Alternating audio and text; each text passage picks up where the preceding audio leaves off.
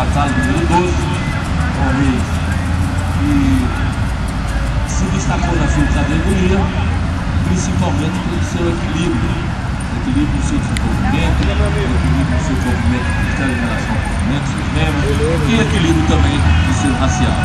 Entretanto, quando nós comparamos com a sua concorrente direta, os senhores podem observar que na quarta colocada, o animal do contratado número 10, uma Reis um pouco mais equilibrada, uma Reis de umas passagens bonitas, principalmente de longo para garupa. Coloque o lado. São fêmeas. A Reis quarta colocada, a Reis de melhor caracterização racial, me agrada mais o equilíbrio. Não vendeu o da Kayla e a O, porque pô, a Maurício Zacarias me mandou uma filmagem de um outro pra... Ela superior, a Reis colocada na posição, principalmente no seu equilíbrio, no comprimento de costela em relação ao comprimento de seus membros.